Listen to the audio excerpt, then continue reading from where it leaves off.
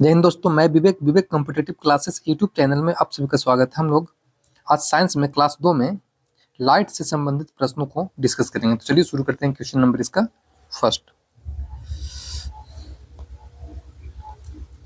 First बोलता है, lens बनाने के लिए निम्नलिखित में से किसका उपयोग नहीं होता। देखिए, जो लेंस बनता है उसमें से इसमें जो 4 ऑप्शन दिया हुआ है, इसमें से किसका हम लोग यूज नहीं करते हैं। तो हम लोग मिट्टी का यूज नहीं करते हैं। ऑप्शन नंबर इसका ऐसे हो जाएगा। देखिए, जब लेंस बनता है तो उसमें पानी की भी जरूरत है, कांच का भी जरूरत है, प्लास्टिक का भी जरूरत है। लेंस का परिभाषा क्या होता है? देखिए, लेंस बोलते हैं किसको, दो सतहों से दो सतहों से घिरी पारदर्शी आकृति लेंस कहलाता है। लेंस कहलाता है। दो सतहों से घिरी पारदर्शी वस्तु जो होता है वो क्या कहलाता है? लेंस कहलाता है। आकृति में वस्तु, ठीक है। दो सतहों से घिरी पारदर्शी वस्तु क्या बोलते हैं? तो लेंस कहते हैं। लेंस दो प्रकार का होता है, उत्तल लेंस, एक होता है उत्तल लेंस, एक होता है अवतल लेंस। अवतल लेंस, उत्तल लेंस क्या होता है? बीच में मोटा होता है, बीच में मोटा एवं किनारों पे पतला।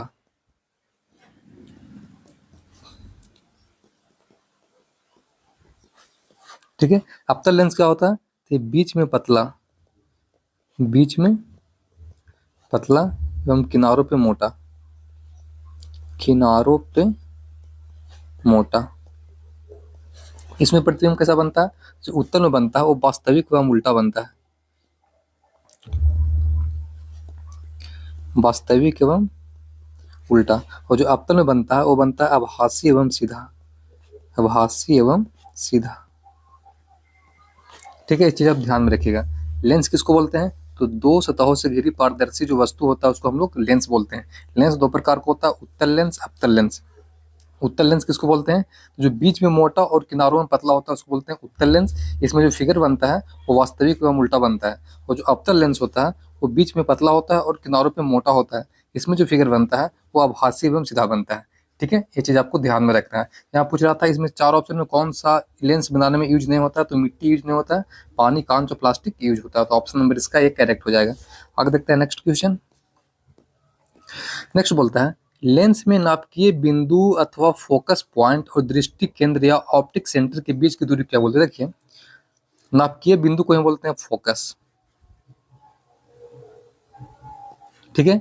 और जो है ऑप्टिक सेंटर इसको बोलते हैं पोल, पी यानी कि ध्रुव। इसको इसके बीच में जो होता है दूरी, फोकस और ध्रुव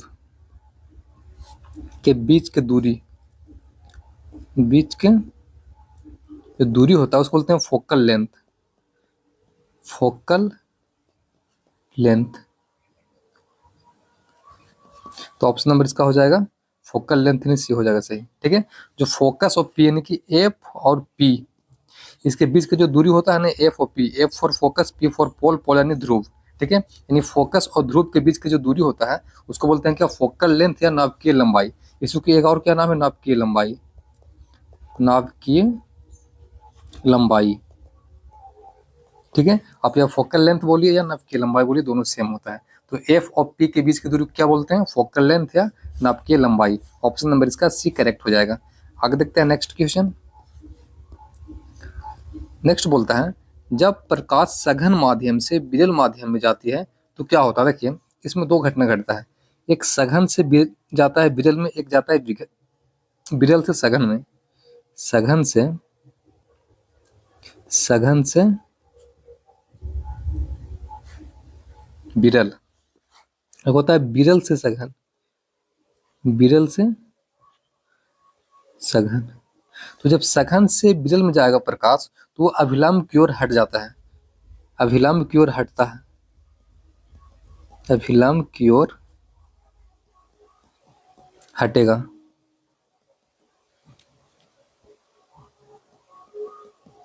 ठीक है, और जब विरल से सघन में जाता है तो अभिलंब की ओर झुक जाता है, अभिलंब की ओर झुकता है, इसमें अभिलंब की ओर झुकेगा।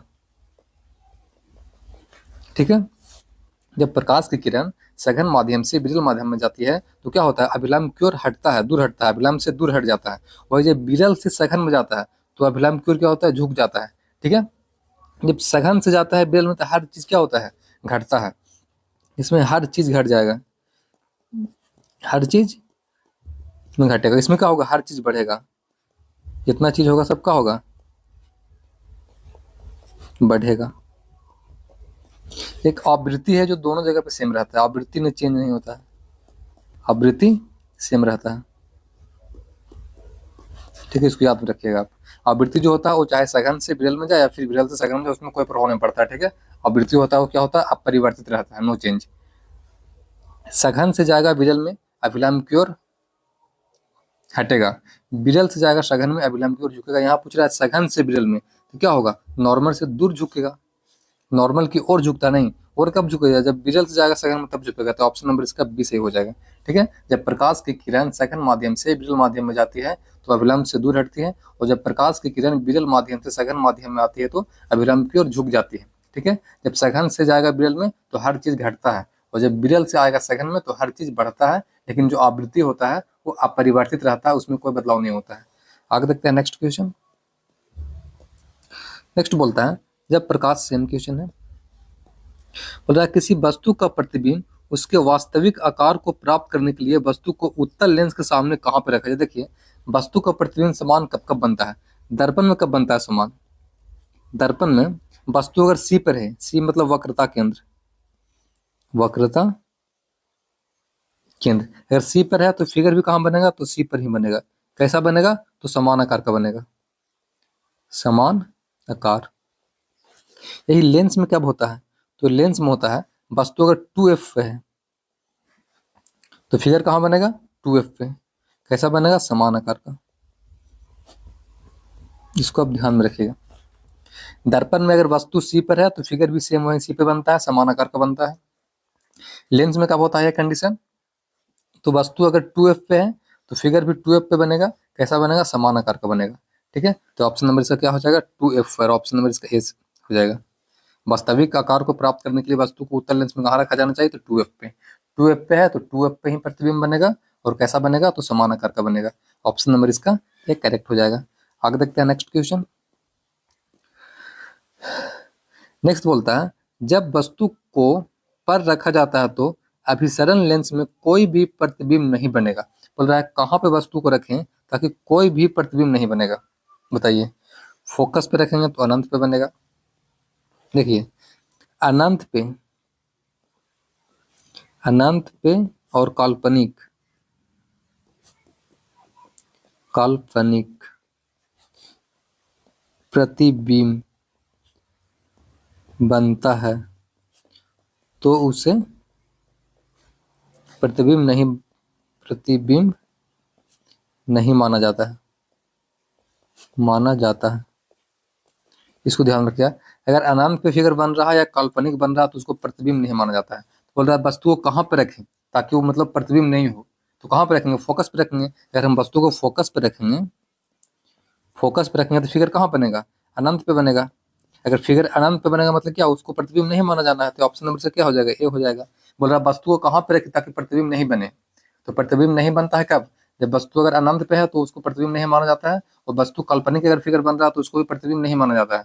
तो हम फोकस पे रखेंगे तो वस्तु का प्रतिबिंब बनेगा अनंत पे, और अगर वहां पे अनंत पे बनेगा तो क्या होगा, उसको प्रतिबिंब नहीं माना जाएगा। तो ऑप्शन नंबर इसका ए करेक्ट हो जाएगा। आगे देखते हैं नेक्स्ट क्वेश्चन। नेक्स्ट बोलता है, प्रकाश एक अनुप्रस्थ तरंग है, साबित करती हुई एकमात्र घटना कौन सी है। देखिए, जो प्रकाश है वो अनुप्रस्थ तरंग है, जो प्रकाश है वो क्या है, तो अनुप्रस्थ तरंग है, अनुप्रस्थ तरंग। वही जो ध्वनि है वो अनुदैर्ध्य तरंग है, अनुदैर्ध्य तरंग। जो लाइट है वो क्या है, तो अनुप्रस्थ तरंग है, और जो ध्वनि है वो अनुदैर्ध्य तरंग है। दोनों एग्जाम में पूछता है। तो बोल रहा है प्रकाश एक अनुप्रस्थ, इसको बोलते हैं ट्रांसवर्सिस तरंग है, साबित करते हुए एकमात्र घटना तो है ध्रुवीकरण। जो प्रकाश में क्या होता है, तो ध्रुवीकरण होता है। ऑप्शन नंबर इसका बी करेक्ट हो जाएगा। आगे देखते हैं नेक्स्ट क्वेश्चन। नेक्स्ट बोलता है, इनमें से किस उपकरण में केवल उत्तल लेंस का प्रयोग होता है। देखिए, केवल उत्तल लेंस, जितना भी सूक्ष्मदर्शी है, सूक्ष्मदर्शी हो गया, माइक्रोस्कोप हो गया,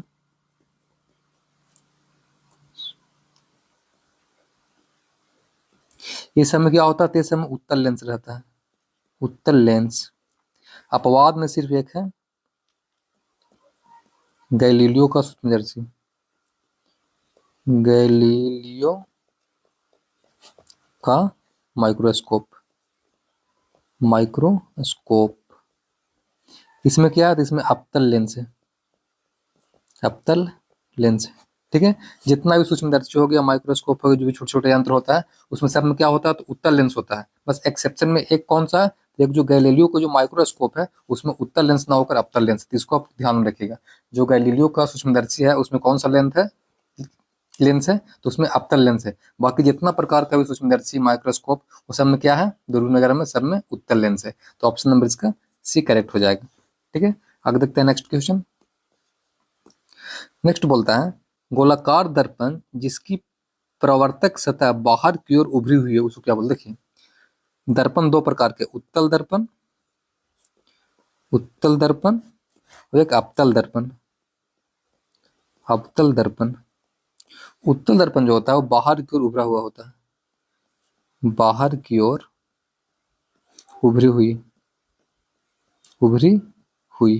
और जो अवतल होता है वो अंदर की ओर धसी हुई होता है, अंदर की ओर धंसी हुई। उत्तल दर्पण किसको बोलते हैं? तो जो बाहर की ओर उभरा हुआ होता है उसको बोलते हैं उत्तल दर्पण। और अवतल क्या होता है? तो जो अंदर की ओर धंसा हुआ उसको बोलते हैं अवतल दर्पण। जैसे ए है तो क्या? उत्तल दर्पण। अगर ए है तो क्या? अवतल दर्पण। जो उत्तल दर्पण होता है उसका अंदर की ओर पॉलिश होता है, ठीक है। जो उभरा हुआ होता है उस पर नहीं होता पॉलिश, अंदर की ओर इस पर पॉलिश होता है।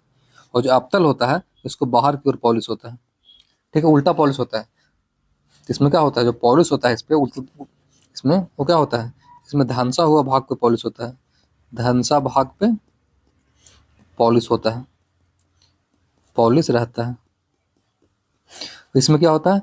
तो उभरा भाग पर पॉलिश रहता है, उल्टा होता है, उभरा भाग पे पॉलिश क्या हुआ रहता है? उभरा भाग पे पॉलिश रहता है, पॉलिश रहता है। उत्तल में कैसा बनता है प्रतिबिंब? तो आभासी एवं सीधा, आभासी एवं सीधा। अवतल में कैसा बनता है? तो वास्तविक एवं उल्टा, वास्तविक एवं उल्टा। इसको भी ध्यान में रखिएगा, ठीक है। उत्तल दर्पण किसको बोलते हैं? जो बाहर की ओर उभरा हुआ होता है उसको बोलते हैं उत्तल दर्पण। जो अंदर की ओर धंसा हुआ होता है उसको बोलते हैं अवतल दर्पण, ठीक है। जो धंसा हुआ भाग पे पॉलिश रहता है उत्तल दर्पण में, और अवतल दर्पण में उभरा हुआ भाग पे पॉलिश रहता है। अवतल दर्पण में वास्तविक का उल्टा प्रतिबिंब बनता है, और उत्तल दर्पण में आभासी को सीधा प्रतिबिंब बनता है। तो यहाँ बोल रहा है क्या? जो बाहर की ओर उभरा हुआ कौन दर्पण होगा? तो उत्तल दर्पण होगा। जो बाहर की ओर उभरा हुआ कौन सा होता है? तो उत्तल दर्पण होता है। तो ऑप्शन नंबर इसका सी सही हो जाएगा, ठीक है। आगे देखते हैं नेक्स्ट क्वेश्चन। नेक्स्ट बोलता है, प्रकाश का सबसे अधिक गति किसमें यात्रा करता है? जो प्रकाश का गति सबसे अधिक किसमें होता है? तो होता है निर्वात में। निर्वात में प्रकाश का वेग कितना होता है? 3 × 10⁸ मीटर पर सेकेंड। ये कौन बताए थे? तो रोमर साहब, रोमर। जो रोमर पूछता है एग्जाम में, प्रकाश का वेग को किसने मापा शुरू में?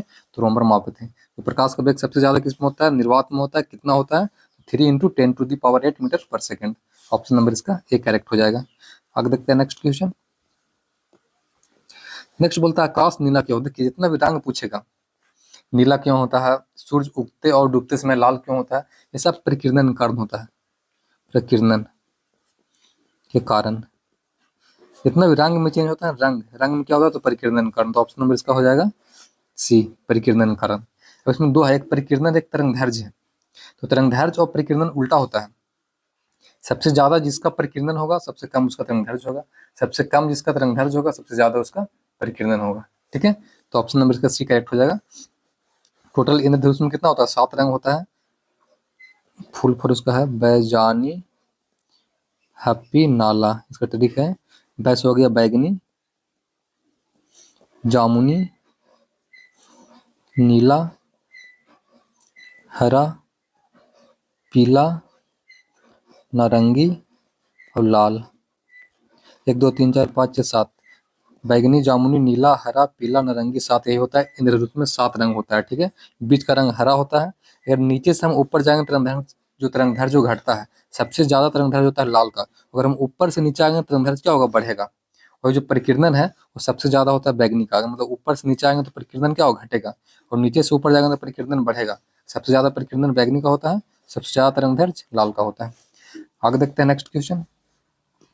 नेक्स्ट बोलता है किसी वस्तु को मुख्य फोकस पर रखने पर अभिसारित दर्पण द्वारा निर्मित प्रतिबिंब का आकार कैसा होगा। देखिए, मुख्य फोकस पर अगर रखेंगे तो अनंत पे बनेगा, और अनंत पे प्रतिबिंब हमेशा बहुत बड़ा बनता है, अत्यधिक बड़ा।